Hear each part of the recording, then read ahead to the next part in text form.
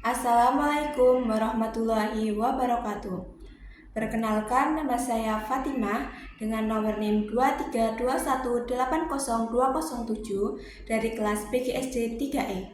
Di sini saya akan membuat video tutorial cara menyusun modul ajar atau RPP dalam kurikulum Merdeka.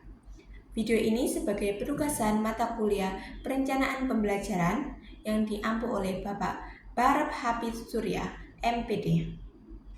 Berikut videonya, selamat menikmati. Berikut cara menyusun modul ajar atau RPP dalam kurikulum Merdeka.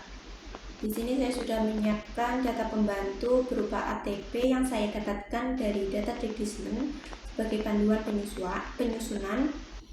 Untuk bagian pertama itu informasi umum, ada subbabnya ada identitas modul.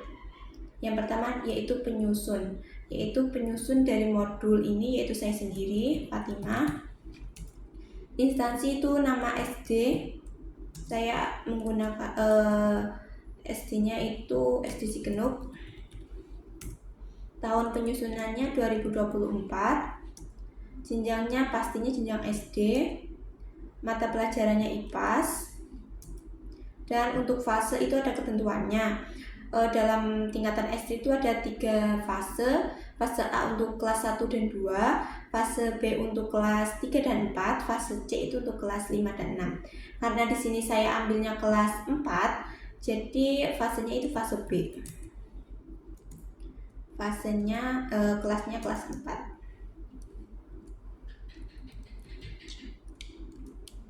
Selanjutnya materinya itu terkait ragam transformasi energi. Untuk JP saya membutuhkan 4 alokasi waktu, saya membutuhkan 4 JP. JP itu jam pelajaran, dimana biasanya 1 jam pelajaran itu 35 menit. Jadi kalau 4 JP itu 4 kali 35 menit. Untuk subbab selanjutnya itu kompetensi awal. Kompetensi awal itu kompetensi apa yang akan dicapai peserta didik.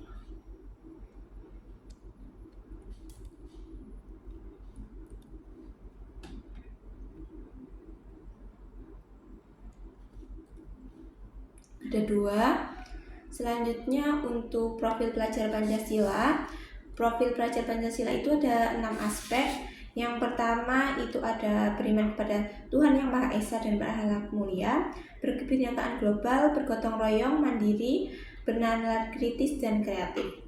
Dari 6 aspek profil pelajar Pancasila tersebut, minimal yang tercantum dalam modul belajar itu ada 1 aspek. Tapi untuk lebih dari 1 aspek itu boleh, dengan catatan harus sesuai dengan kegiatan pembelajaran yang akan dilakukan.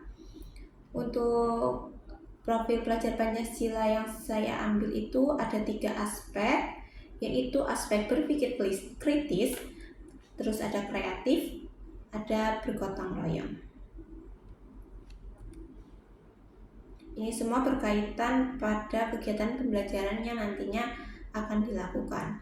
Untuk sarana dan prasarana, biasanya dalam sebuah bagian ini terdiri dari media yang akan digunakan dan sumber belajar. Jadi sumber belajarnya itu dari mana, sumber panduannya itu. Karena saya akan melakukan praktik, jadi sini juga saya membutuhkan alat-alat, ada alat tulis, kertas, senter dan lainnya untuk menunjang kegiatan praktek nantinya. Target peserta didik yaitu ditargetkan untuk siapa, untuk level apa. Peserta didik yang saya targetkan itu peserta didik reguler yang umum, tidak ada kesulitan dalam mencerna dan memahami materi ajar. Untuk model pembelajarannya saya menggunakan model pembelajaran tatap muka karena untuk memudahkan dalam penyampaian dan proses belajar mengajarnya. Untuk bab selanjutnya itu ada komponen inti. Komponen inti juga dibagi dari beberapa subbab. Yang pertama itu ada tujuan kegiatan.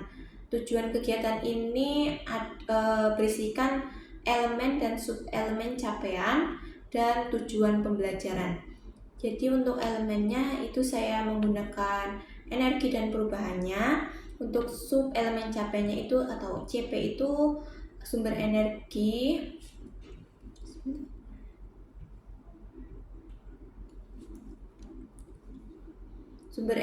dan bentuk energi, proses perubahan, dan lainnya. Untuk tujuan pembelajarannya atau TP-nya itu saya butuhkan 2 TP, menggunakan 2 TP, dan mengidentifikasi ragam transformasi dan membuat simulasi transformasi. Jadi nanti itu berkaitan pada nanti kegiatan pembelajarannya itu praktiknya itu. Untuk pemahaman bermakna. Pemahaman bermakna itu berisikan apa makna dari pembelajaran tersebut. Makna dari pembelajarannya ini itu apa? Maknanya itu meningkat kemampuan siswa dalam memahami konsep kekekalan energi dan mengidentifikasi perubahan untuk bentuk energi di sekitarnya berdasarkan pengamatan. Pertanyaan pemantik. Pertanyaan pemantik ini berisikan pertanyaan yang diberikan sebelum kegiatan pembelajaran untuk meningkatkan pengetahuan siswa atau memancing pemahaman siswa terkait materi yang akan diajarkan, atau bisa disebut sebagai diagnosis awal. Di sini saya menyiapkan 4 pertanyaan pemantik yang berkaitan dengan materi yang saya ambil. Kegiatan pembelajaran yaitu susunan kegiatan pembelajarannya itu apa aja. Biasanya itu berisikan kegiatan pembelajaran itu ada pembuka, inti, dan penutup.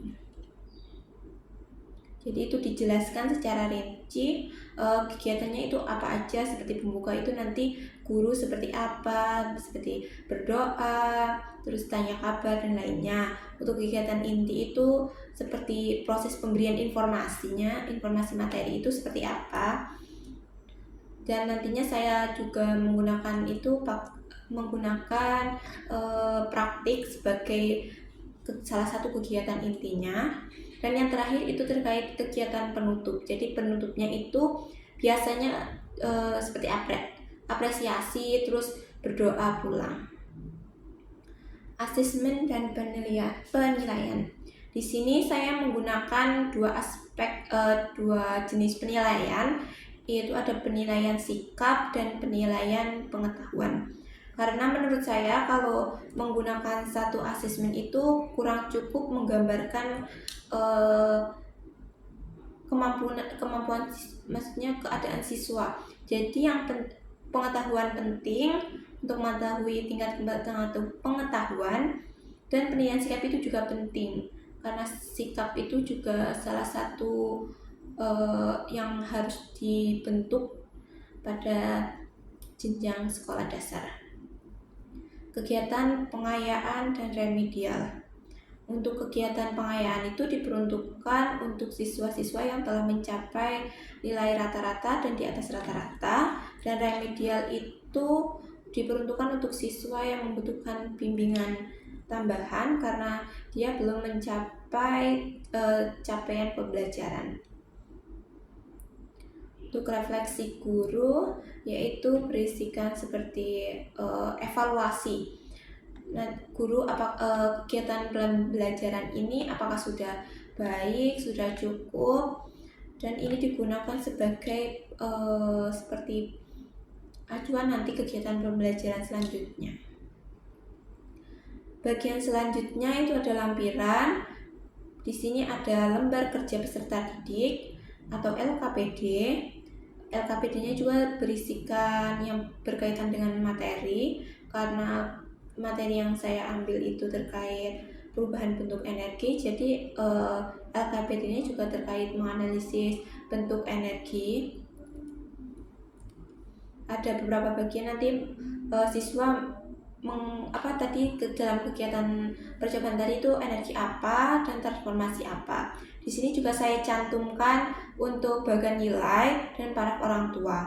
Selanjutnya bahan bacaan guru dan peserta didik. Di sini berisikan seperti materi-materi tambahan untuk menunjang kegiatan pembelajaran untuk untuk tambah sumber pembelajaran. Berisikan ini ada banyak materinya terkait transformasi energi, macam-macam dan lainnya. Selanjutnya untuk glosarium, yaitu peserta didik akan belajar lebih lanjut mengenai energi. Dan yang terakhir yaitu ada daftar pustaka, yaitu berisi sumber yang kita ambil dalam pembuatan modul ajar ini ada apa aja. Jadi sekian cara menyusun modul ajar yang dapat saya sampaikan. Kurang lebihnya mohon maaf. Terima kasih. Wassalamualaikum warahmatullahi wabarakatuh.